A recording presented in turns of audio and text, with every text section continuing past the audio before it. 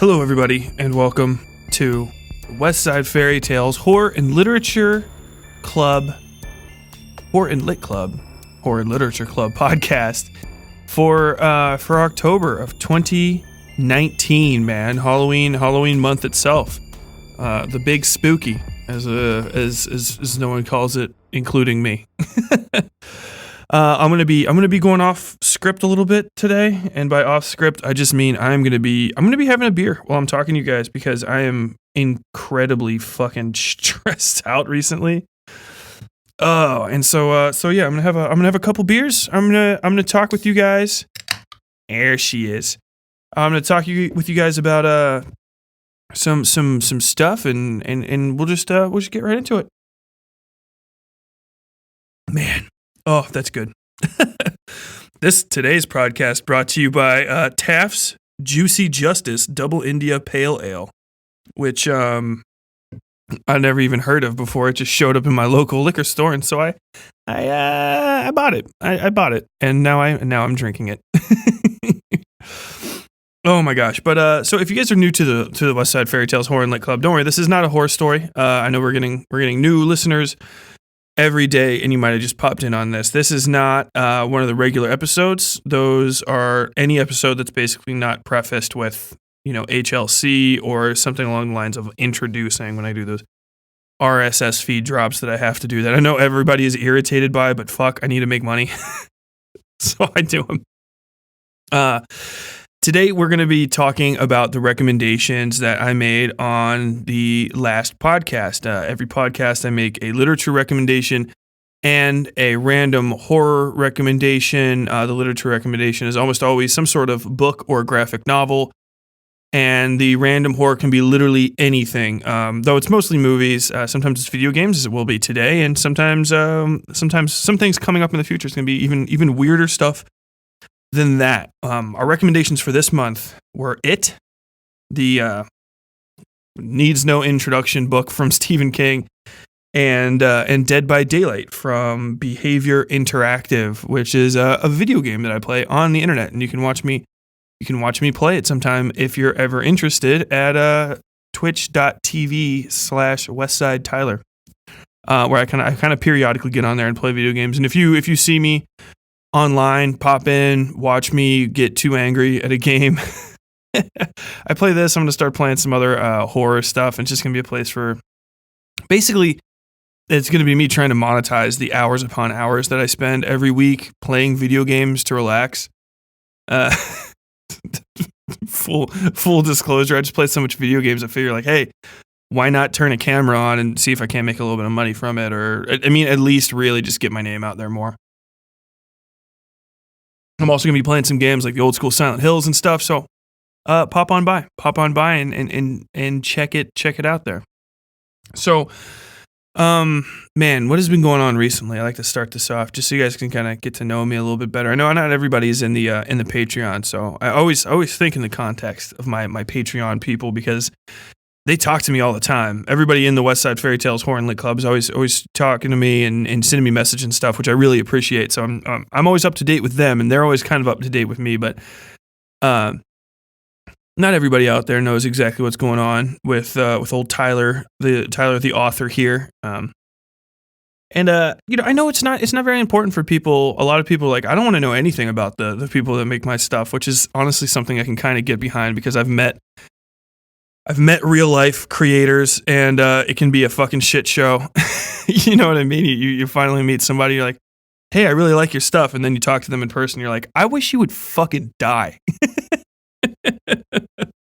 Hopefully that's not the case with me. But as I start to get a little bit more popular and stuff, I don't want to be one of those guys where people think that I'm different than I am. That's really a really irritating thing about authors, which just drives me fucking crazy, is this sort of like we are these intellectually superior, sort of diversed from the scum of humanity. They're all a little elevated. They all talk a little pretty. You know what I mean? And I think it's just everybody's so afraid of being a fraud. They try really hard to act like some author acted 50 or 60 years ago, and everyone just keeps aping this one type of style. But that's not me, man.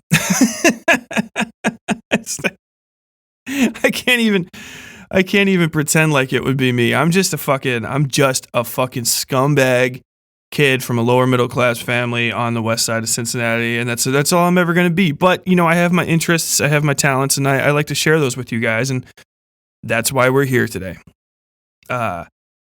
And yeah, man, dude, just this summer between Monstro and trying to get this new season out has been crazy stressful. Just because it's so much extra work. Like, you wouldn't think it, that writing is hard work. It is. I can tell you that. I've had a lot of fucking jobs, dude. I am not coming in as some fucking effete white collar college kid. You know what I mean? Like, hey man, I've had some bad days in my life. Like, bro, I'm a Marine Corps combat veteran, and I've had almost every fucking shitty blue collar job you can think of that's not union. So a lot of stuff you could pay less than $10 an hour for. Man, installing aftermarket van parts and shit, and crawling up underneath trucks in the dead of winter to install fucking, step bars and shit like that, working in kitchens. And man, like, there's something about those jobs. It's actually kind of like invigorating, even how tired you get. Like, your body gets tired, right? But your mind isn't really necessary to the task. So you can kind of just like not pay too much attention. If you're just a blunt laborer in a fucking non-skilled job, like, people don't understand that there's different types of blue collar work. There's like skilled and unskilled. I was in the unskilled side. So people just look down on blue collar people and like, oh, you're just too stupid to get a real job. Like, calm down, bro. This dude's a fucking TIG welder. You say sir when you address him. This motherfucker will walk off a job site right now, and you will not be able to just fucking build anything. Conversely, like, what does this guy do? Like, oh, he carries the bricks. That's me. You can say whatever you want to him. His job is to lift things. Skilled versus unskilled. I was unskilled. Skilled laborers, yeah, you probably got to think all day, but no, not me. Not me, my friend. I was a fucking idiot. But writing, man, writing is harder than all of those other things that I've done because it's the opposite. Like, your body isn't really engaged at all. I would say, weirdly enough, I get some like a mild core exercise workout because of the way I hold myself while I'm typing. I kind of got like my posture's really good, and I'm just typing I write for periods of 4 to 7 hours. So, which I've heard has been described as being insanely unhealthy, but I do it anyway. Oh man. But yeah, dude, I've been writing a lot too on top of this sort of like stressful shit that happened in the summer, and like, writing just brains you, dude. I'll get done and I'll be still in the story half the time, and like, even when I'm not in the story, which I mean by that is like, my brain is literally still in a fucking like the metaphysical universe that I created for my characters to run around in, and like, so I'm still walking around the town of Gun Cotton, basically on Main Street, kind of just like watching the day go by, but actually I'm driving a car. So I need to not be doing that.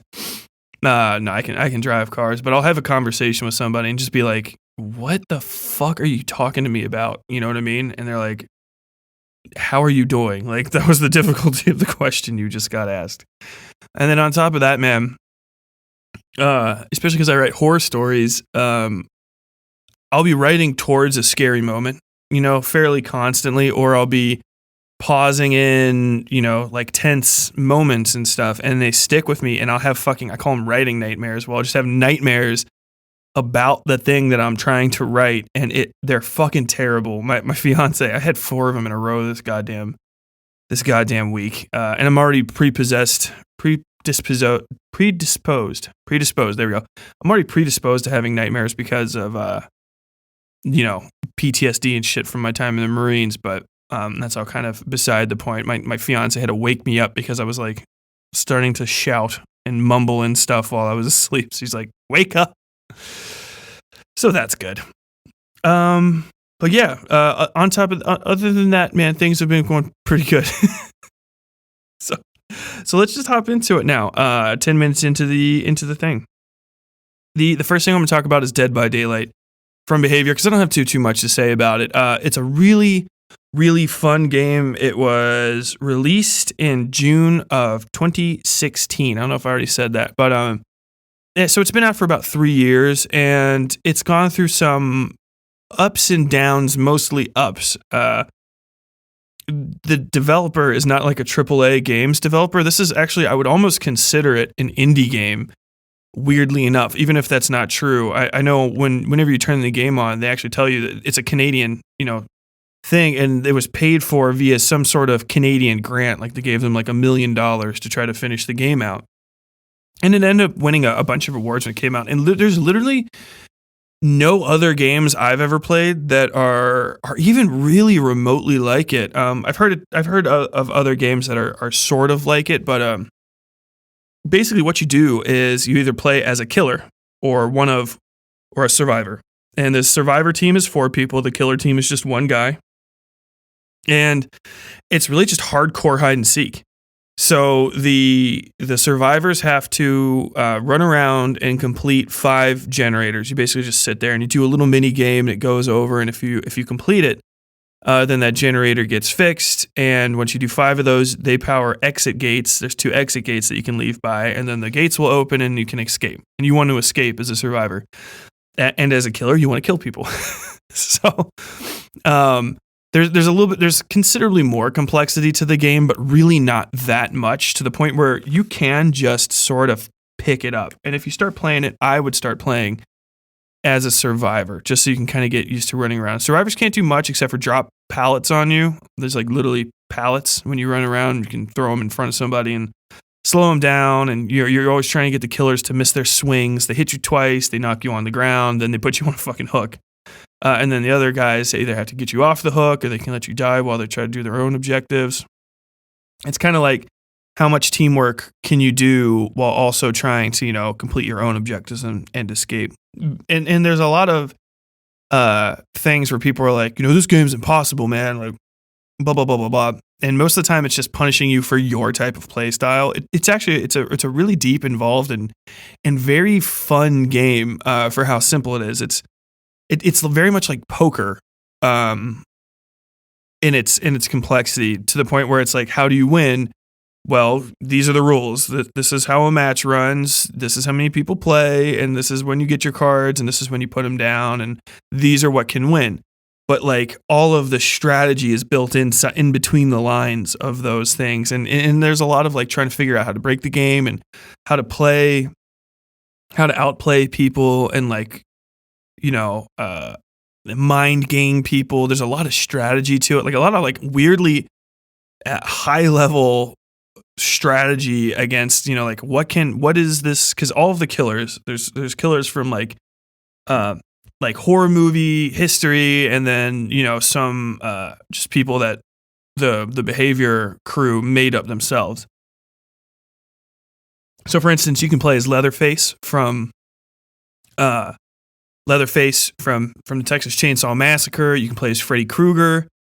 You can play as Michael Myers, who's one of the better killers in the game. And then you can also play as the Demogorgon. And then on the other side, there's made up killers like the Hillbilly, who was basically, they're like, we really want Leatherface, and like the Leatherface people, they didn't really start getting all these licensed killers in until way later in the game cycle, sort of, from what I understand, because it's expensive. But as their player base built, they started having these more and more famous killers, because it's much easier to get Leatherface from a smaller franchise. I know you might not believe that or like that, but a smaller franchise like Texas Chainsaw Massacre than it is to get Michael fucking Myers from the Halloween franchise, because that's Michael Myers. And now they're getting they're having crossover with live things. So like right now, they have the Demogorgon from Stranger Things, and they have Steve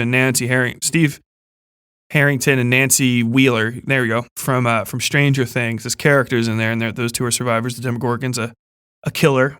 And like I was saying, is the killers all have different strategies. They all have different powers. They all have different like latent and like active abilities and can do different things. And then there's different perks that you can get that sort of slightly change what you can and can't do as a killer. And there's perks for the survivors too, although the survivors don't have any special powers except for running around and irritating you until you make mistakes. And like you just get to know more and more about the game. So it's really hard at first. But once you hit the first of the like 2 learning curves, the game really opens up and you're like, this is fucking fun. And you can play with friends and stuff. And honestly, if you guys ever happen to be online and you see me, hit me up. I'll play a few games with you, even just to like hip you to it, just because I think it's a really fun concept and it's really new and unique. And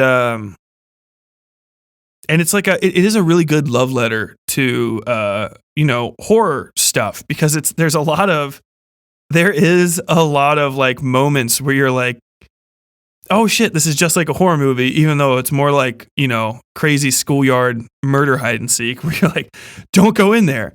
Like you're watching somebody else playing, like, don't go in there, you fucking idiot. Don't go in there. Don't do it. He's waiting for you. And like literally the guy's waiting for you. We're like, look behind you. Look behind you, you fucking moron. It's great. It's just so much fucking fun. And it can be scary. There's a lot of good jump scares. It depends on the killer that you are or that you're playing against and how used you are to the game. But I've even seen guys that are like veterans in the game still just be like, God damn it, fuck, when something happens to them. And you should just check it out. If you want to learn more about it, just search for Dead by Daylight online. It's in the Steam store. You can play it on pretty much every major console. They just even put it on the Nintendo Switch. I don't know how well that works because the game is, I will say, the negatives to the game, it's a touch buggy, and some of the higher ranking player base can be assholes, but like if you're not used to playing with fucking assholes online on online games, like you can't do anything for you. If you don't like people being toxic, just don't play online games. There is no single player mode for this, so unfortunately it's probably not for you. I would hate for you to go in there and be like, they were mean to me, and I'd be like, what? I didn't warn you. Like, I've warned you. Before we go to our next thing, which is going to be the much longer discussion, let me tell you really quick about True Crime Horror Story, who is our sort of pseudo sponsor for this episode. True Crime Horror Story is a new true crime podcast. It's pretty neat. True Crime Horror Story is a true crime podcast designed like an anthology horror movie. Each episode, your host, JD Horror, brings you his take on some of the most disturbing cases in history, highlighting both obscure and notorious incidents of real life murder. And we got some good old fashioned classics. We got Gacy, we got Richard Ramirez, and we've got Kathleen. Fucking what's her goddamn name? The Australian butcher lady, who I wrote an episode. The first episode of the second season of Monstro is about her. I can't ever remember her last name, but I always see her stupid face, and everyone's like, she's such a fucking beaut. She was a looker. And then you see her and you're like, what in the fuck kind of ugly ass women do they have in that part of fucking Australia where that was a looker? The crazy radiates out of her fucking eyes. They're like little black pinholes. But sorry, you can learn a little bit more about True Crime Horror Story by going to truecrimehorrorstory.com, and I'm pretty sure you can subscribe to him pretty much everywhere. Go ahead and check him out. Like I said, he's brand new. He started in July. He gave our podcast a shout out on his podcast, which is like all true crime podcasts. It's blown up out of the gate. So give him a look. Check him out and tell him I sent you. Now, on to it. Man. This is a story I have been looking forward to talking about for like months. Ever since I added it to the to the recommendations, I knew I was going to talk about everything because it is one of the weirdest fucking books ever. first off, 9 times out of 10, when someone's like, "Oh, I love that," I'm like, "You haven't fucking read that book. You don't look like a reader to me. I don't think that you've read it." For people that don't know, if you haven't ever read the book, by the way, these are all spoilers. These are spoiler heavy things, so don't even just turn it off if you haven't read the book or you haven't seen the movie and you're planning to and you don't want to be spoiled. The weird thing, there's not really a lot of spoilers in it. It's a classic. It's a Stephen King classic, and by that I mean it's completely predictable. It's not. I don't think Stephen King has ever successfully pulled a single twist on me in his life. Although I love his books, you know what I mean. You can always kind of see where the end is going. So you know but it's still good anyway. Like I think I talked about that. I talked about that in the behind the story. So not everybody heard that. I don't really believe. I dislike stories that are reliant on twists. Always compared to stories that don't have a twist. That it's like that's the only thing that's gonna make it worthwhile. It would be the difference between like most M. Night Shyamalan movies and Fight Club, which I love. Fight Club has a twist, and you can watch Fight Club 500 times, and the twist is like it's never that bad. And actually, like knowing that that's gonna come, and like how well it is established earlier in it, actually makes it all the much more fun when the twist comes up, because you're like, oh fuck, it was there the whole time. It's really just part of the plot. As opposed to some M. Night Shyamalan movies where you're like, the twist is like, once you know the twist, the movie is just fucking, it's pointless. Like, I don't give a fuck. A famous example of that would be Psycho, which has an amazing twist in it that everybody knows. I have to have talked about this before because I just feel like I'm treading on old ground, but the killer dresses up like his mom and his mom is dead in the bed. And that's the twist. If you haven't seen Psycho, dude, it came out in like 1967. You don't get to call spoilers after 50 years. You just don't. I disregard your spoiler warning need. That said, a good story can survive even if it's been spoiled to you because it's just well told. I tell stories. Every time I hang out with my family, we tell the same like 15, 25 stories over and over again. They're enjoyable every time because they're a good fucking story. Like if a story's only good to you because you've never heard it before, ever, it might not be that good of a story. Or you might not be that into stories. I don't know. You know, no judgments. Just enjoy things the way that you want to enjoy them. But it's not a disposition that I can really cotton to myself. So, the original It novel was King's 22nd book, which blew my mind. I mean, I know he'd been writing before that, obviously, like, it's an understatement, but I really didn't realize because it is so fucking old. It's such an old fucking book. And it was his 22nd, his 17th, I think, writing under his own name. And I think it came out towards the end of the Richard Bachman era, and Bachman was retired shortly after that. But King apparently came up with the story sometime in 1978. He sort of first conceived of the idea of the story and wrote it in 1981. He started writing it in 1981, and then it was eventually published September 15th, 1986, which was a year and 2 days before I was born. Neat, right? And in that time, he probably had fucking 8 novels come out. Who knows? But it is one of the, I would say, like one of the top 5, not like good Stephen King novels, but like the top 5 Stephen King novels that he's known for. I would say it would be It, The Shining, Christine, Carrie, and Misery would be his top Stephen King-y type novels. And definitely they're the 5 I feel like sort of established him as a major power player in the writing game and in the movie production game early on. And there's feel free to argue that point with me online, because I'm not really standing my ground hard on that one. It's just a sort of a thing that I think.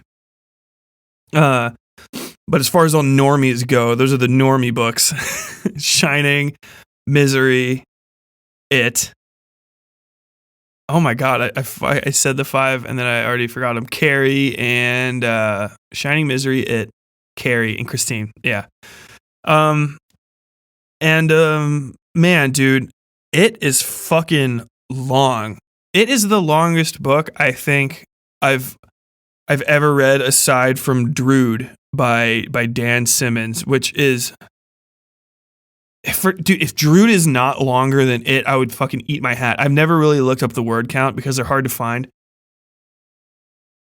You always find word counts online in pages, which is fucking stupid, because a page can be any different size, but the words are always the fucking words in the story. You know what I mean?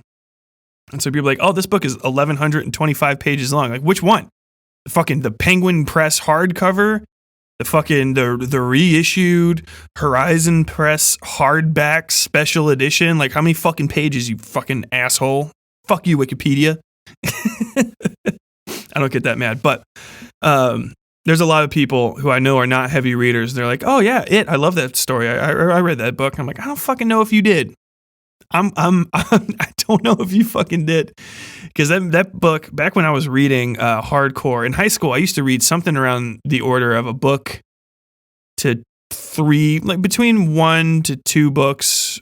Actually, no, I read about a book a day. When I was especially busy, probably more like probably about 4 to 5 books a week is the best way to describe it, because I did other stuff too. But in school, I would just spend the entire day reading a book. Like, time for math class. No, eat shit. I don't give a fuck about math. I mean, I'm reading a book. Time for English class.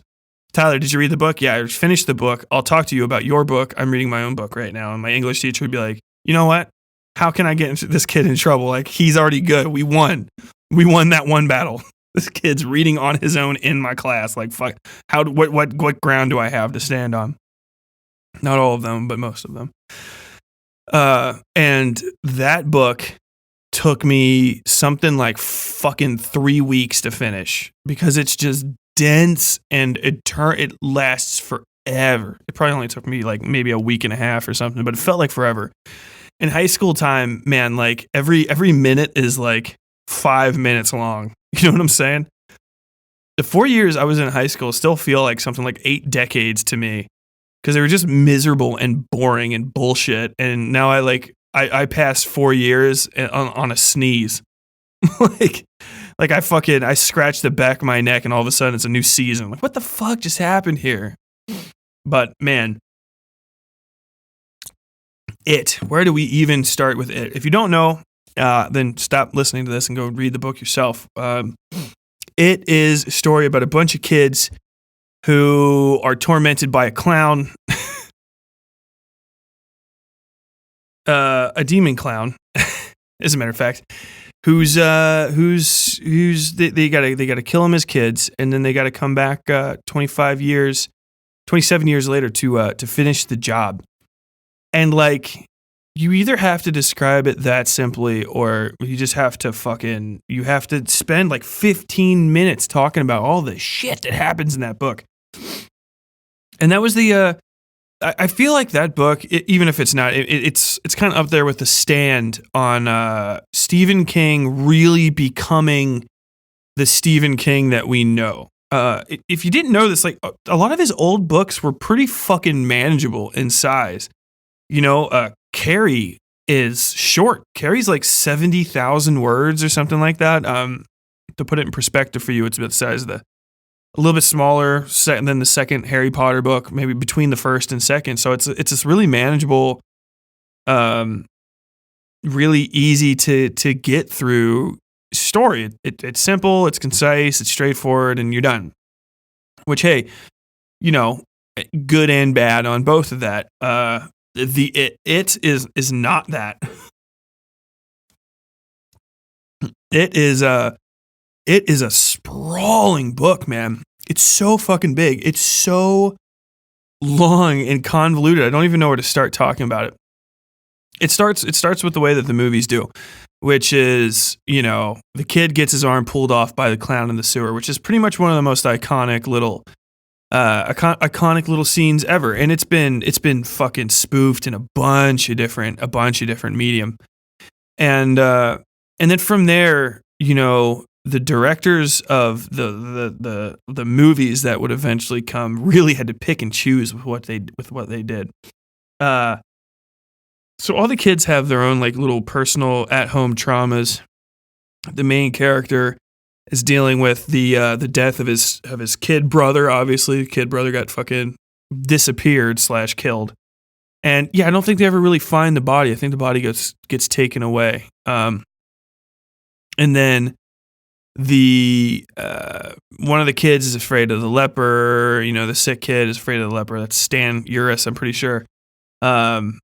I think Richie's afraid of I can't remember what they're all afraid of, because it's the kids aren't that great at characters to begin with in a weird way.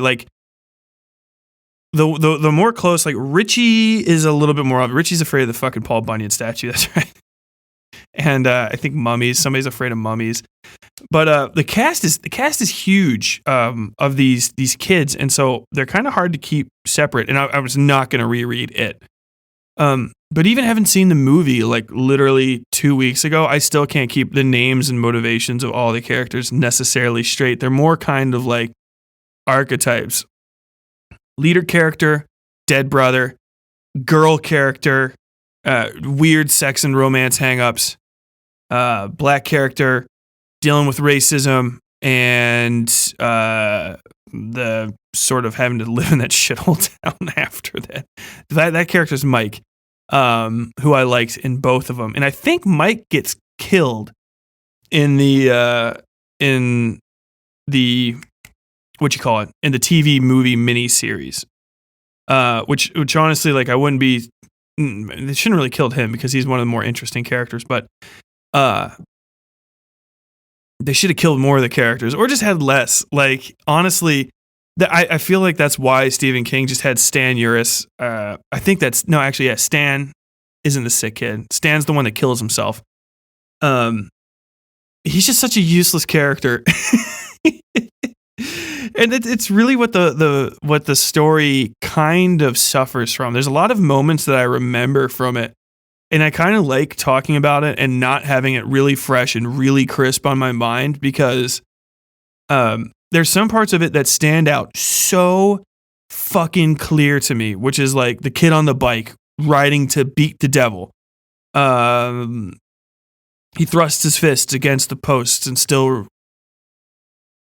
he says he sees the ghosts. Still tonight, the posts and the ghosts. And he's got his little stutter, right? And people fuck with him for having a stutter. And people fuck with Bev because Bev's dad's a fucking pervert. And Bev's a weird chick in school. So everyone's calling her a slut and shit like that. One kid's fat. One kid's black, unfortunately, which is one of the most real things. Everybody gets to get over their childhood trauma, but Mike's fucked, man. Poor Mike. And everybody else has got their own thing, but it gets an everybody else feel. And I think one of the other things about it is, weirdly enough, with that large selection of kids to choose from, I didn't really identify with any of them, and I was a fucking loser in school. I was a fucking loser. But none of these kids were my friends or people that I knew. You know what I mean? It was crazy. I did not see anybody from my friends group in that crew of people in it. It's not saying I didn't like the book. I really liked it when I read it, because I was also a massive Stephen King fanboy. So, but even being a massive Stephen King fanboy, the ending, which still makes almost no fucking sense to me, was rough. And I think what really happened is this is the what I call the birth of second era King.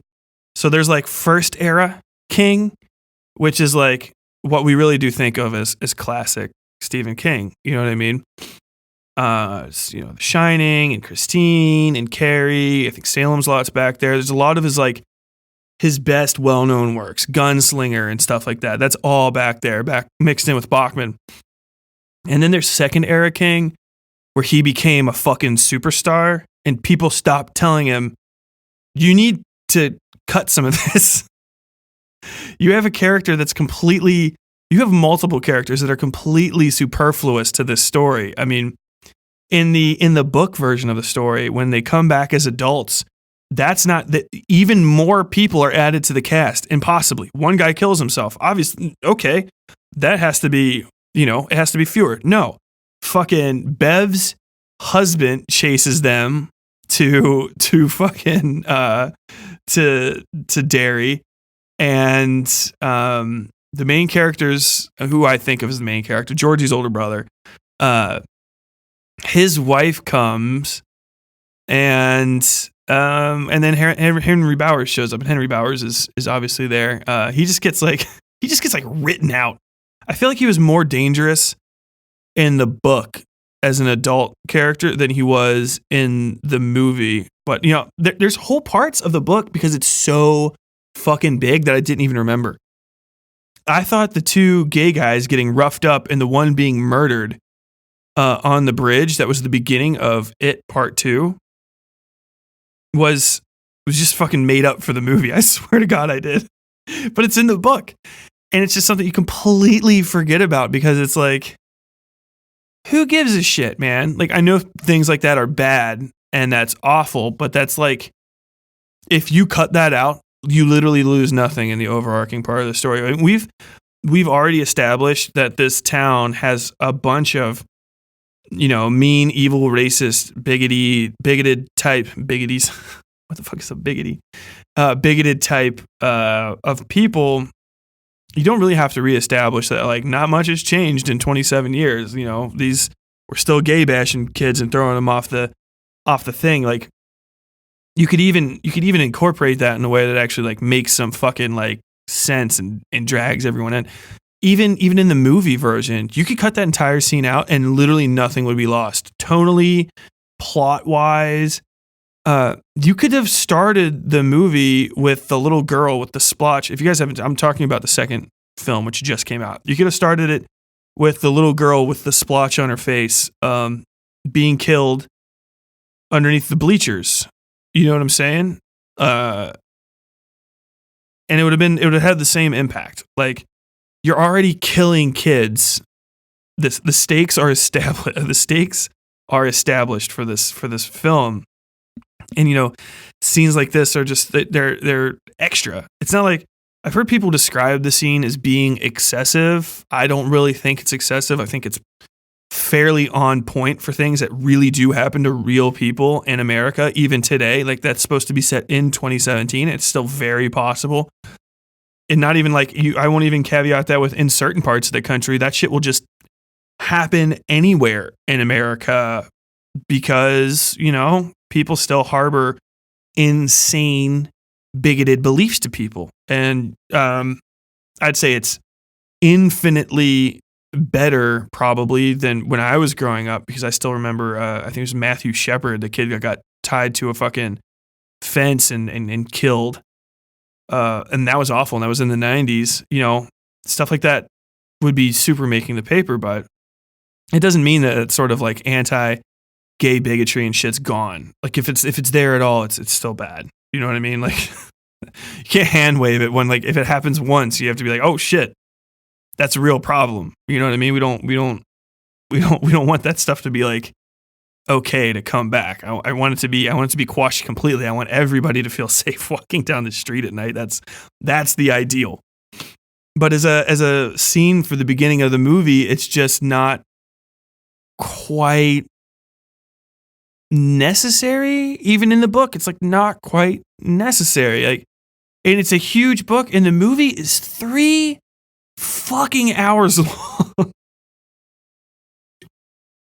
Which I think makes it maybe the longest horror movie I've ever seen in my life. I don't know. Maybe the director's cut of The Shining might be longer. I'm not sure. I can't remember how long The Shining is, but it doesn't feel like it's that long because it was made by a master filmmaker. It's fucking great. But yeah, it just has too many characters. There's too many characters. There's too much stuff going on that it's really hard to like focus on and really to remember. Like, I can remember almost every single thing that happens in Carrie because it's really straightforward. I can remember basically everything that happens in Salem's Lot, and I read Salem's Lot before it. I read Salem's Lot when I was like fucking 13 years old. And there's still like a lot of like really cool things I remember. I can't remember any of the characters' names, but I still remember them sharpening stakes by cutting baseball bats in half and then sharpening the handles on a lathe and then using the tops of the baseball bats as hammers. That's a great scene. That's like what I took back from it. In terms of it, I remember a bunch of great scenes. Obviously, I've already talked about the bike and stuff, but I remember the house the one kid goes into, and the mummy's in there trying to get him and stuff like that. And I remember the leper coming after the dude, and I remember the kid's fat mom being a weirdo, and a bunch of those little things. I love the sweat lodge thing, which they kind of glossed over in the movie and made it just like Mike just did that on his own, when in reality the kids did that together as a kid. That whole underground shelter thing, I don't remember that from the book at all. I think that's just a nod to the sweat lodge that they made. They dug a pit in the ground, covered it with a tarp, and then started a fire down there and basically like made themselves hallucinate with a homemade sort of sweat lodge. And that's how they saw more stuff about it and all that nonsense. And then, there's the weird sex scene, which even when I was a kid reading the book, I was like, what's going on now? So if you guys don't remember, to get into the last area, basically where the it creature actually lives, the true creature, not just the Pennywise hallucination, they have to go through a little hatch that's buried in a small area inside the heart of the Derry sewer system. And before they do it, they all just have sex with Bev, like a bunch of like 12-year-olds or whatever. Or maybe they're like, I can't remember, they're more like 14 or 15, but it kind of comes out of nowhere. And she's like comparing their penis sizes in her mind. She's like, oh, like Ben's is the biggest. And even I was like, that's crazy. But I guess them not including them, that let them hand wave Richie as a gay character, which is a gripe I have with the movie in a completely different way. That like, I don't mind that he was gay. It's just I'll get into it in a second. But fucking no, I'll get into it now. So the characterization of the characters was, I guess looking back on it, one of the more poignant kind of problems I have. And it kind of goes into what I talked about, if anybody's listened to the behind the story for Umbrella Man. And it's why I chose Umbrella Man and It to go together, not just because of the timeliness of the story coming out, but because my own little story had characters that are more in line with people that I knew in high school who kind of would hang out. You know what I mean? It wouldn't always be just like, you're all the losers. It like, you're kind of just like, no one would hang out with you, so you kind of just hung out with whoever you had. And in the Stephen King book, everyone's sort of stylized. They're all basically in love with each other, and they're saving each other's asses and shit, and they're all pretty much of outstanding moral character, except with the notable minor exception of Stan Uris, who is commits suicide instead of going back to fight his battles with his old friends, which, take it or leave it as being any sort of statement at all. But Richie being gay was kind of, it's weird that it's not like, it just felt so tacked on. Like, I absolutely embrace having one of the main characters be, being gay. Like, let him do that. But let him actually like exist in that space and kind of like grow in it. And I don't know really how to explain this better than just to talk about how the movie sort of handled it. So he never really gets a resolution, which was the point of the entire ass end of the movie. So they go off the rails, sort of, and do a sort like basically everybody gets to confront their childhood trauma as part of the ritual of Chud, which, as far as I can remember, in the book version, it's the main character kid who like literally can never remember his name. It's Stevie, maybe, I don't know, but he has a tongue biting contest with the metaphysical, spiritual version of the It monster on a plane quite above our own while shooting through the cosmos. They are literally biting onto each other's tongues and trying to bite each other's tongues off. That's what I remember from that. The movie didn't try to go that direction, which I respect because it didn't make any fucking sense to me when I was a kid. But so everybody has their own little personal childhood trauma. Bev is like stuck in a girl's not a girl's locker room, but a girl's bathroom stall, much as she was when she was younger. And there's all these gross men trying to get in. Bev, yeah, let me be your daddy, Bev. Kind of shit like that. And it's really gross. And Ben is on the opposite side. And he's a fat kid again. He's like, "You're going to die alone, Ben, because you'll always be the fat boy." And that's, Pennywise doing his little thing and bearing him. And Bev realizes that the poem he wrote was from him and not from the other guy who's the writer. And they sort of connect through those spaces and save each other. And the main character confronts his confronts the ghost of his little brother, and he's like, "No, you know what? I don't have to live with the guilt of your death anymore because I just didn't want to play on a rainy day. That doesn't mean that like I was going to let you die. It was just a thing." It was really heartfelt, good. These are really powerful moments. And like all Richie gets to do is run around with someone who we haven't really established quite yet as his crush. It's the sick kid, and they just do hijinks. They run and they run to the scary, extra scary, not scary at all doors. And like they kind of do little hijinks, and then the one guy dies after he throws a fucking stupid ass wrought iron piece to the guy's head.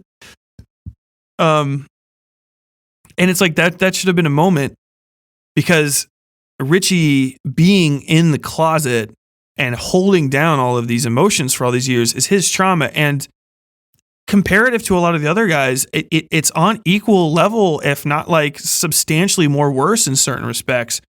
And he never gets to resolve that.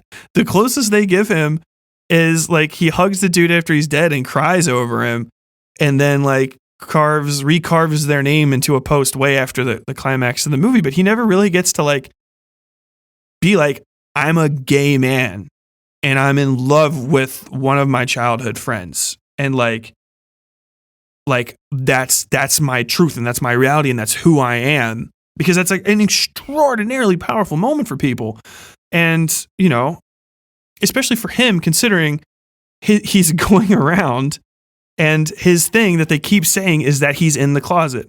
And Pennywise, "Oh, don't want anyone to find out your dirty little secret, and blah, blah, blah, blah, blah." Henry Bowers comes in and yells at him at the arcade because he's sort of like feeling like, he's obviously got butterflies in his stomach while he's playing video games with his kid. He's like, "Hey, not even in a romantic way, but in like, I just like you and I don't know how to articulate that kind of way," which is a really sweet scene. He's like, do you just want to, like, I'll give you some quarters if you want to keep playing. Like, I just want to spend time with you. And then he just never gets to resolve that, which is kind of like, what the fuck, man? Like, give this kid some fucking closure. Like, if you're going to write him and like have him be who he is, let him be who he fucking is. You know what I'm saying? Like, do all of that. And they kind of just never do. And I can't even remember what Richie's trauma was in the books. I think he might have been afraid of fucking... Was he the one that was afraid? He might have been the one that was afraid of little dead birds. Like... But that is... I know I'm not doing a very good job of describing the stories, but...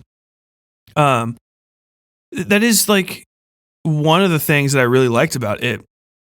even as a kid reading it, basically, I think I was older. I was for sure older than the kids. I think I was probably like 14 or 15, maybe 16 even when I read it. And I think all the kids are about something younger than that. I don't fucking know.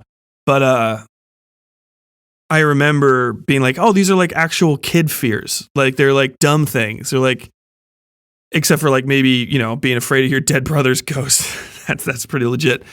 But they're like being afraid of getting sick and being afraid of like a scary house.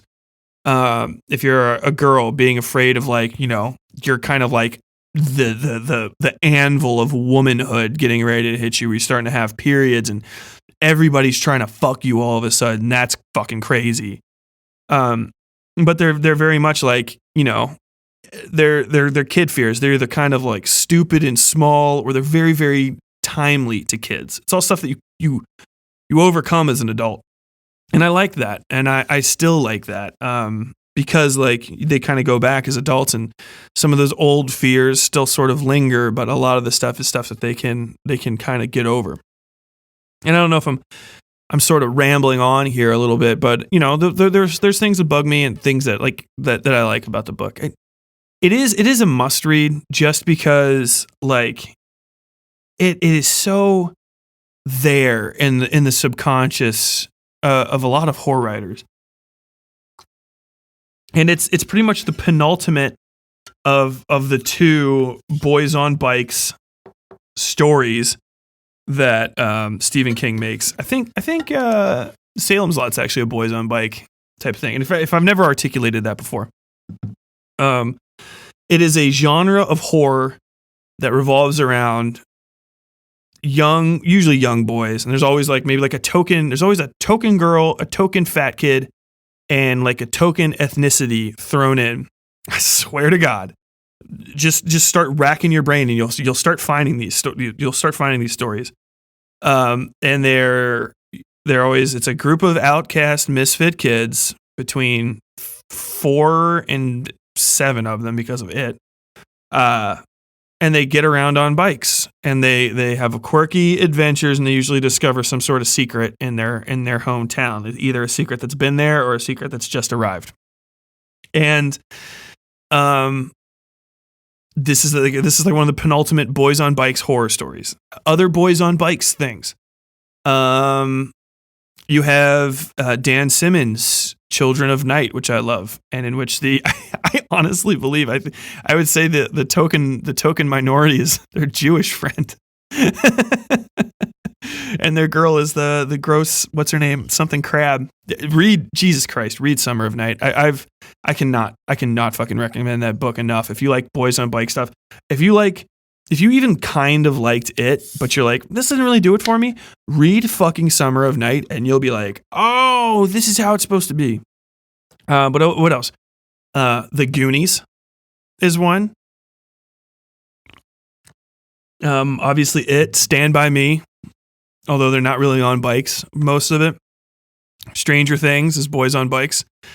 I feel bad, like just like blithely describing it, but it is like that every time. And I just wish people would fucking break up the formula a little bit. Token chick.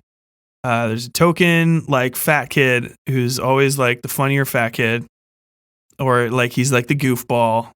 Except for Ben. Ben's just sad. Ben's not funny. Richie's funny.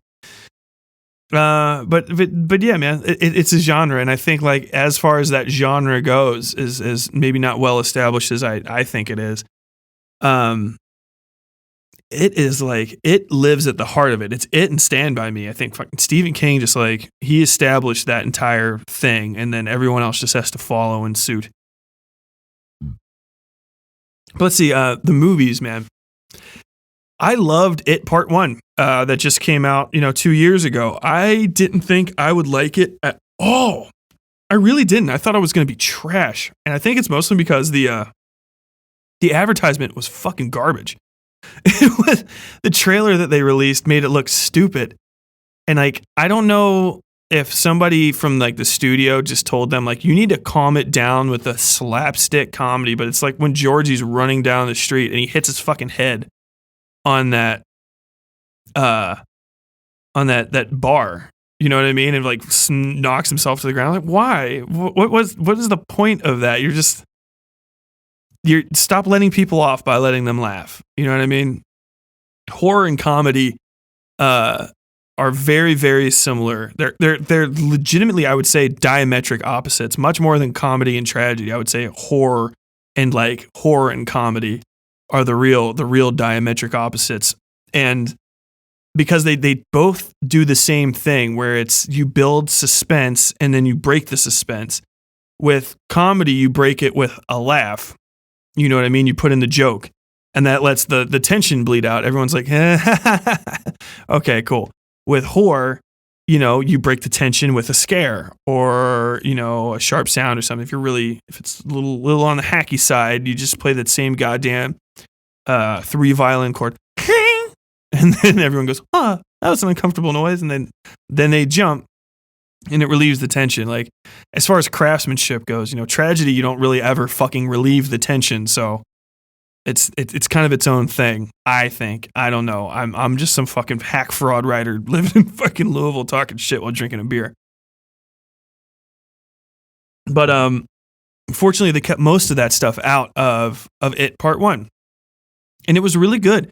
It was done real carefully. The kids got pretty much a good amount of screen time. The one kid, I think it's Stan Uris. It's the Jewish kid who's afraid of the painting of the lady in his house. He just felt so tacked on, man. Like, there's just too many fucking characters to like give them all the amount of scare time that they need.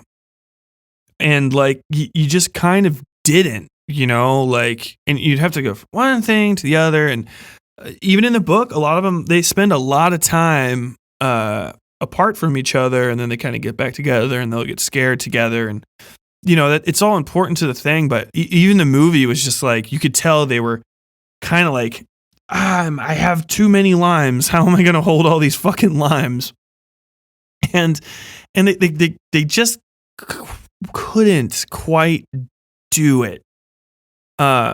Like, I feel like they could have gotten rid of maybe even Sick Kid. Like, I know he was a great character, but they could have like merged him with Richie. They could have gotten rid of Stan Uris entirely, and then everybody would have gotten the cast would have been more balanced, first off, and then they would have had much more screen time to like kind of just establish people and stuff, instead of leaving Stan like a fucking like a hangnail there at the end, and neither Richie nor Sick Boy really having all of the amount of time that they needed. But other than that, man, it was solid. Like, it was really good. It was super creepy. Pennywise was fine. I did not think I would like Skarsgård as Pennywise, but I did. He was really good in the first one. I think something happened when they were making the second one. So I would rate the first one as like an 8 out of 10. Solid movie, not perfect. Like, to get up to 10, you have to be at like the levels of like Jacob's Ladder or The Thing for me. And you're at least one level departed. Oh shit, I hit my microphone. You're at least one level departed from that in It Part 1. It Part 2, I would give it best a 7, maybe almost down to a 6, depending on how I feel about it. It just didn't quite work all the time. There were a lot of great moments. Like, the great moments really redeemed an otherwise sort of a bloated movie. Like I said, with the intro scene is actually in the book, and I completely forgot it was in the book because it's completely useless information. Like, it's just a scene that's tacked on, and it could have been cut. The book is long as fuck. It's 1,200 pages, whatever. If you remove that scene, you go down probably to 1,150 pages. You know what I mean? And I guess maybe it's to establish that it is back, but there's other quicker ways to do it. And they could have done it with Mike just be, I'm not going to try to tell Stephen King how to fucking write a book. Who the fuck am I? Obviously. But I just feel like there's way more efficient storytelling methods to get that information across. And also, in the second movie, I loved most of the performances. I can't really think of any I didn't like. The kids and the adults worked good together. A lot of people say that the kids and the adults look exactly the same. I don't know why you think that. It's not true. Like, some of them kind of look like them, but I mean, it just in a general sense, like none of them really look like that closely related, in my opinion. I could be fucking completely wrong. Richie, young and adult Richie, doesn't look fucking anything like each other, which is hilarious. Because even kids that grow up from like, ugly ducklings that grow up to be like pretty kids, or pretty adults, like they still look like themselves. They don't just turn from like a pretty kid into an ugly adult or vice versa. They always look the same. But other than that, man, the casting was solid. Again, Stan Uris kills himself, which, I mean, if you think about it, it's like an iconic scene just because it's something I think we all remember, is that he kills himself and he writes "it" on the wall in his blood. But if you cut him out of the first story, of the first half, and then you also cut him out of the second half, not much changes. You know what I'm saying? Like, a few scenes are slightly different, but in general, the crux of the movie is not altered at all. He's not an important character. He's so unimportant. They literally had to shoehorn in basically the like, hey, we found his shower caps, like scene where they find his little totem that they're gonna burn during the ritual of Chud, which, as I recall, is not how it goes down in the book. But regardless, they do sort of go around. They split up and they face their own traumas in the book. I do remember that, and they're adults and they kind of realize, like, hey, this is how this affected me, but also like I'm a grown up and I can deal with this stuff now, which is a good lesson. It's a good lesson to learn. It's a good lesson to teach kids, honestly. Which, like what bothers you as a kid will almost inevitably not bothers you as much as an adult. And as an adult, you're going to have real adult things to be worried about. Like, kid fears are intense and immediate. You know what I mean? They are the fears of small little beings who don't have a very large understanding of the world and how to live in it, and who are not empowered. But as you become an adult, you become empowered, if not just by getting a bigger body, by fucking up and learning shit.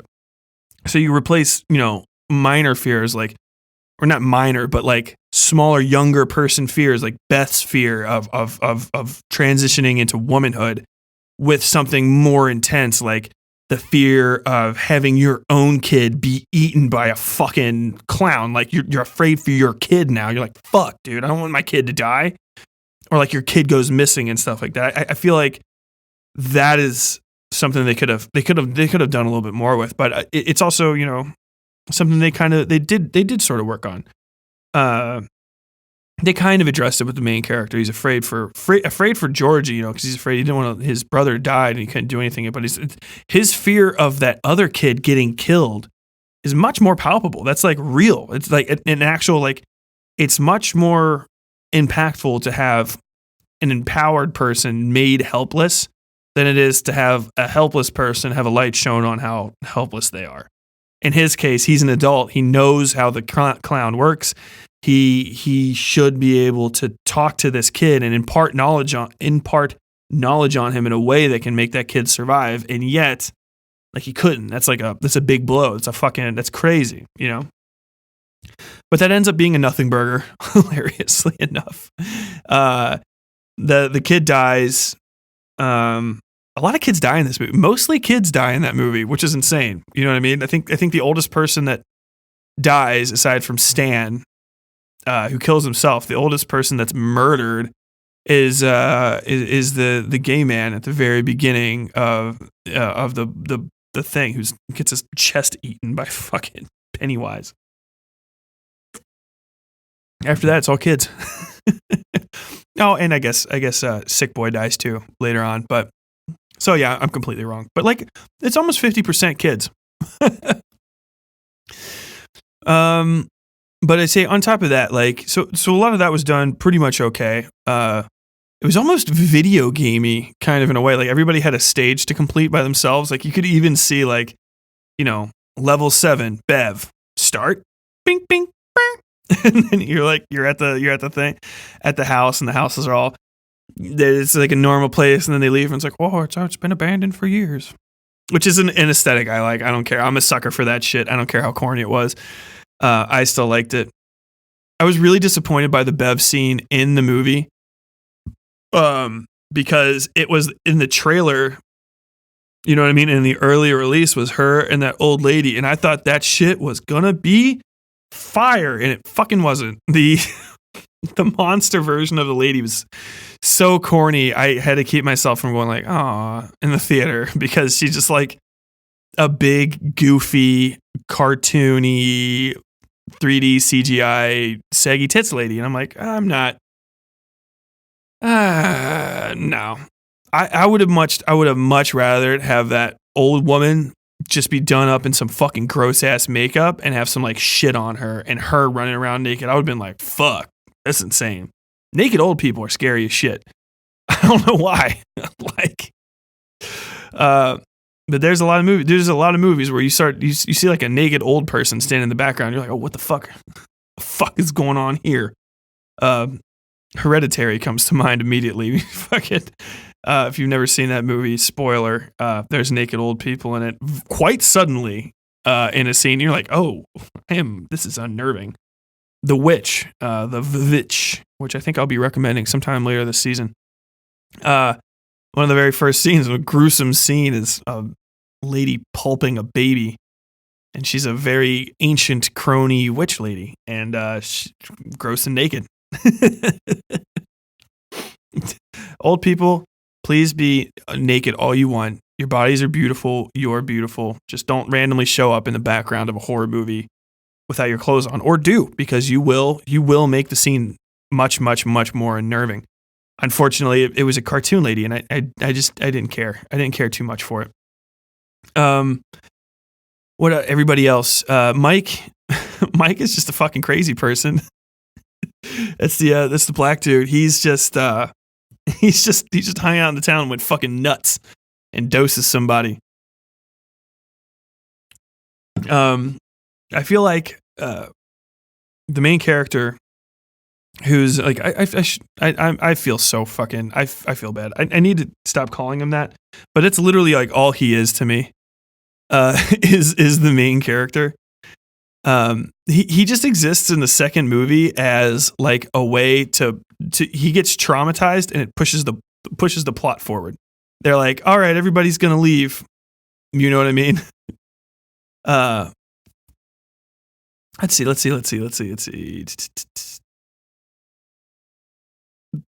Even in the description, it doesn't say what his fucking name is. That's actually hilarious. Bill. It's Bill. So Bill exists to be traumatized and then push the plot along in the second movie, which is kind of funny to me. They're like, we're all gonna leave Derry, and then fucking Mike Hanlon just fucking doses him with some fucking ayahuasca, which is LSD, dude. Or not even LSD. That's DMT. That's daddy's hallucinogen. If y'all have never done DMT, I have, and I'm not gonna say you should try it, but what do you got to lose?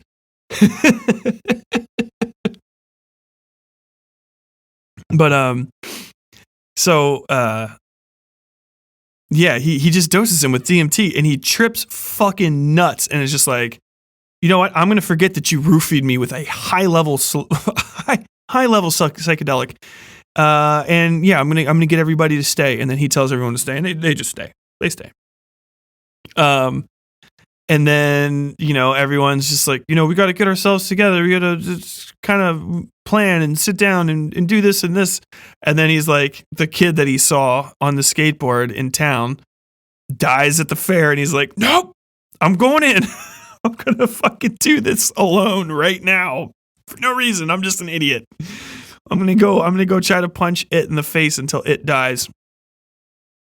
Which he doesn't do. And they all just that minor conflict just vanishes immediately. They're like, no, we do this together. And he's like, okay. Which is a fun 80s thing. You guys miss the 80s and 90s when people just used to be like, we need teamwork, man. Teamwork is gonna how we get this together. They had such fucking like beautiful little silver dollar morals and everything, and it kind of I kind of appreciate that as a nod. Maybe I'll give them credit even if they don't deserve it. That's a nod to old 80s, 90s. Everything has to have a moral, and the moral is always teamwork and love. But yeah, and then the movie kind of comes to its close, and it's, I don't know, as good as the book ending. What are you gonna do? They even make fun of the main character, Bill. I'm sorry for not really caring what his name is until the end. He's like a Stephen King stand-in because every fucking Stephen King book has a writer as the main character, except for the one that has a gunslinger and the one that has a painter. And answer what book you think that is and win a sticker. At the Westside Fairytales Horror and Light Club page on Facebook. But I cracked myself up like a fucking moron, and now I'm completely off topic. The ending. The ending is, it's just as good. They squish the heart. The heart's way bigger in the books and in the 90s TV movie, which I'll talk about in a second, which I remember much better. Yeah, that's the end. They basically bully the clown to death, which just reminds me of a South Park episode about bullying, which the theme is, if you bully anybody, you should kill yourself. So they bully the bullies until the bullies want to kill themselves, and that's just kind of what it reminds me of. They just talk shit to this guy, and he's like, oh, bah, nah. They just shrink him, and he turns from a gigantic clown-headed spider monster into a little deflated clown-headed spider monster, and he goes, bah! And they're not afraid of him. They pull his heart out of his chest and squish it, and he dies. And that's pretty much the end of the movie. Everybody learns a life lesson. Richie cries. Richie doesn't get to learn anything. Richie, as far as you know, Richie just stays in the closet, traumatized, having helped kill a monster, and he gains nothing. He literally loses everything. Richie should have been the fucking main character. Like, I don't give a fuck about Bill. I care so little about Bill as a character that I cannot even remember his name. Bill could have gotten out. If you would have taken Bill out of it and made Richie the main character, and Richie getting over his stutter to become a stand-up comedian, I would have liked that so much more. Or he's a disc jockey in the book, but yeah, I would have appreciated that just as much. And then he could have had a few things to get over instead of spreading it out over like 15 fucking characters. But I digress. It's still a goodish book. Like, you should still check it out. Like, don't let me mock it too much. It's just like a lot of the stupid bad stuff just stands out like so strongly that the good things kind of fall by the wayside. I still remember. I'll always remember the smoke lodge scene was just fucking great, and I love it. And it was fun in the actual book. But I guess that kind of ends talking about it. The second movie. The first movie is an absolute must-see. The first movie is fucking great. No, actually, I'm not done talking about the second movie. I'll get back to some other stuff about it, but it's all minor things. The first of the movies was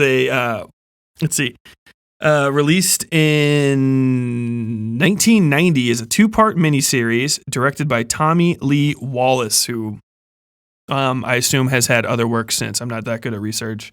I could give you the full Joe Bob Briggs on this, but it's not really my talent or my passion. I just kind of like fucking mumbling about things I half remember.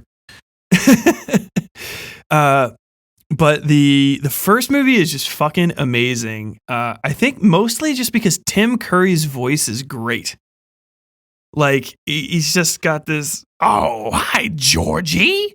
And there's like this crazy claymation effects and like jump cut makeup changes to give him scary teeth and stuff. There's so much soul in the first two movies. It's fucking insane. You can tell people just like they were literally like, I cannot believe we get to make this as a fucking TV movie. Let's go as hard as we can. You know what I'm saying? And they just did. There's a clown with big sharp teeth. He's haunting people. He comes out of the shower to make fun of somebody, and he's pushing it's the claymation hole in the middle of the shower that's kind of like okay with its compositing. And one of the best funny scenes in a horror movie ever, which is Ben. Yeah, it's Ben Haskam is making out. He thinks he's making out with Bev, but when he backs up, it's Pennywise. Pennywise tricked him, and he's like, "Oh no!" And Pennywise goes, kiss me again, fat boy." Yeah, he's making out with her, and the camera and his eyes pan down, and she's wearing Pennywise's pants and shoes. And then he looks back up, and it's Pennywise. And he's oh my god, it is. Oh, it's so good. And he's like such a clown too. Like the Pennywise in the new movies, he's great as scary, but his clown and his clowning is only sort of tangentially there. Tim Curry's just like plays up the I'm a clown thing, and also like I'm a scary clown just so well. Like if Tim Curry could have been Pennywise in this iteration, that shit would have been fucking fire. Like you would have never been able to touch it. Like Skarsgård is good. I respect. He's got weird eyes. He's got a weird smile. Like that weird lip thing he does is actually like that's how his face looks. He could just be eating dinner with his wife and just look at her across the table and be like, and gross his face out. And I don't know why I'm bringing that up, but Tim Curry is just a fucking monster talent. He's Tim Curry. It's Dr. fucking Frankenfurter. You know, like he's spoilers. He's Mr. Body and Clue, but he's also the yes, no, yes, and no. If you guys have never seen the movie Clue, please go see it. Please, it's my favorite comedy movie ever, and I don't care that was made 30 years ago. There's literally none that's ever been made that's funnier than that fucking movie. And Tim Curry's at the heart of it. I love it. But the Tim Curry and that just him spinning a noisemaker, and he's going ah ah ah, like dude, it's like he's actually tormenting these people and fucking loving it. Like he knows he's getting into their heads, which you never really get from Pennywise. Pennywise seems too personal. Pennywise seems much more like a bully than a like metaphysical embodiment of terror. Because that's really what Pennywise is. Pennywise is the clown you could run into at the carnival. And the Tim Curry Pennywise, the Skarsgård Pennywise is a great scary ass looking clown, but like he would never blend in with another clown. He's like a filthy thing that they found and just brought around with horrifying makeup.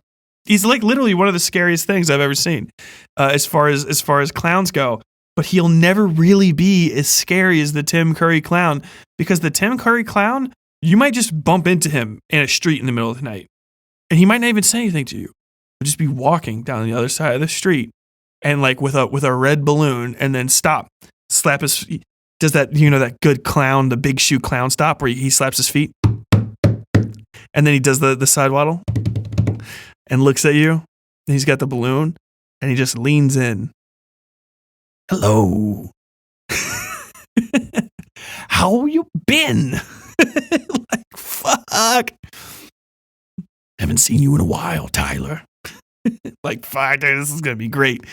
You know, I wish that Skarsgård's Pennywise got to do more clown shit other than continually hang off of a green screened out crane with a big triangle of balloons over the top of him. Woo! Woo! It's fun though. Like, it's not bad. One thing I wish they would have done in both of the movies that I loved in the book was the actual really deep readings into the past of Derry, which they kind of didn't get into, but are really good. Like there's a scene from the book that I will never not remember because I love it. And there's a shootout with the police and like some gangsters or something. I can't remember exactly, but it's basically like a massacre of people. And there's a picture, and you can see in the picture, Pennywise is like stretched out from his leg. His legs are stretched out so that he's in a big, like almost like a candy cane shape with a Tommy gun shooting down at the ground and stuff. And they go into like these maybe not slave quarters, but like poor black post Reconstruction, like, you know, North move. I can't remember what the hell they call that. The black folk that moved up from the South after the Reconstruction. That was called something, and I feel like a bad American for not remembering, but they moved up to a lot of the northern areas to escape from persecution, and they're like the people that were there, like, we don't believe in slavery, but we do not like black people. And they're like, oh shit, so there's more poverty, and they're like, yeah, way more poverty. And he like burns down, or like basically like kind of gets someone to burn down the hovels that they sort of lived in, and like a bunch of people died, and that part of the story is never really brought into account. Is that every time he's back, not only do like children die, but there's usually some sort of like massacre that happens. And I think even with the Native American folk that are kind of referenced in the movie, they're massacred by settlers shortly, like around the time when their 27th year revolution comes up. And I really liked that. So it's basically like kids die and shit and no one really looks into it. And then there's some sort of massive tragedy. And then everything kind of just slips back down. And then it takes a while to come back again, which I liked. It's one of my favorite parts of the book. And neither of the movies really go into it, which I can dig. It's going to be hard to get into with all of the stuff that they can cover. But I mean, did we really need all of what we had in chapter 2? Like, I know I'm going to go back to it again. If you cut Stan Uris out, you don't have to do Stan's death scene. You don't have to do all of the random Stan being talked about in places. You don't have the Stan's random his bar mitzvah. I'm sorry, any Hebrew-speaking Jewish listeners. I can never remember the difference between ba and bat. I think one's for girls and one's for guys, and it changes. But it's his mitzvah. His mitzvah can get cut completely, and you know, all the little mention scenes. You probably like cut the movie down to like 2.5 hours by just cutting out tiny little extraneous Stan Uris scenes that are just go nowhere. And as I recall, he's not that big of a deal in the original series. He's just kind of like, he's there, and then he dies, and then they're like, eh. His head shows up in the fridge. That's fucking awesome. That's something I remember. His head shows up in the fridge when they're at the library, I think is where they all kind of meet. They're all trapped in the library together. Or is it the downstairs of the hotel? I can't quite recall, but it's amazing. But I think that's sort of everything I can say about it. Not really. I mean, I could really just go in talking about it for forever. But I think most of all, and one of the reasons I did not super familiarize myself with it the way I do with everything else, don't think it's like me, like kind of taking the piss. But it's really just because what really characterizes it is how weirdly bloated it is, and how it never quite ends. Like I said, it's just from that period of time when Stephen King got huge and everyone stopped telling him to slow down. Because who the fuck are you? What are you going to say to Stephen King? He's like, at this point, people are going to buy shit because my name's on it. You know what I mean? And this is 1986. Cut to fucking 33 years later when he's just helping his fucking like talentless ass kids get fucking work. Jesus. Dude, if you ever want to hurt yourself, go read one of Stephen King's wife's books. Just go ahead and do it. Go ahead and do it. I dare you. I don't know if he ever finds out I talk some shit. I think he'll survive. I think he'll fan himself with a gigantic stack of $20 bills, just $100 bills, just sitting in front of like his new computer. He just gets new computers whenever he wants so he can type on them. He uses them for Twitter and typing. Oh, did that Tyler Bell person say something? I don't even know who he is, which is fine with me. But honestly, yeah, dude, King is the king, man. You can't come at him easy. At best, I'll be the jester, and I'll dance around on the floor and talk a little shit here and there. But ultimately, I guess in closing, I will say I like all of the It stuff that's come out in general. None of it's like, that's garbage, that's derivative trash, stay away from it. I pointed out a lot of flaws in it just because I feel like it's necessary. Stephen King gets a lot of credit for being Stephen King, which he completely deserves. But I have noticed that there's a lot of star fuckers out there that just come out of the woodwork every time he puts something out. And they don't talk about King in a way that I know that they're actual like King fans, and I'm not going to gatekeep whatever. You can like what you like and you can say you're a fan of whatever you want to say, man. It's your rights. But like, don't come out and talk about how he's like, this and that and like this is perfect and that's perfect. I'm like, I don't think you've read all this stuff, man. Like, it's hard to. He's on like novel 73 by now. I don't even think that I was exaggerating when I said that, but I don't even think that's wrong. This is 22. Novel 22 was in 86. And like, just I want people to be a little bit more critical, because every time something that he puts out comes out, it just gets like 5-star ratings and 10-star ratings across the board, and no one ever is just like, yeah, it's okay. Like it's a mediocre film from an extremely famous person's name was put on it. You know what I mean? He probably had almost nothing to do with production other than like stopping by the set one day and shaking hands, and people got to say, I met Stephen King. This is wonderful. And it's good. It's cool. It's cool that a fucking horror writer is at that level. Like, a horror writer is the most known writer in America. Like, that's crazy, because that was not the case before Stephen King. Like, he did open a lot of doors. I want to end on this. I talk a lot of shit about Stephen King because he is more important to me as a creative influence than almost any other author out there. I would not be writing without Stephen King. I would not have written fucking The Umbrella Man if I had not read it when I was a kid and been like, hey, this doesn't quite all make sense with blah, blah, blah, blah. And I enjoyed it. Dude, Jerusalem's Lot is a fucking one of my favorite books ever. I love The Stand, even though many people have told me I shouldn't. I just think people should be more critical of him, because I'm critical of him, because, when somebody's in that level, when somebody's at that high of a level, you really do just have to say like, hey man, you're not down here with us anymore. You're up there. If it ever happens to me, God bless my fucking luck. And it might and it might not. But when you're up that high, you have to call people. You have to be like, hey man, like that shit wasn't that good, because then people, they start putting out shit, honestly. And that's the problem. Late age Stephen King, I feel like he needed someone up there that was just like, Steve, this isn't your best shit. This is actually this makes no fucking sense. This is not a good book. I don't even know why you wrote this. Like, do you mind trying again? But that's I'm gonna end it on there. I'm gonna end it on that chunk of negativity framed in positivity.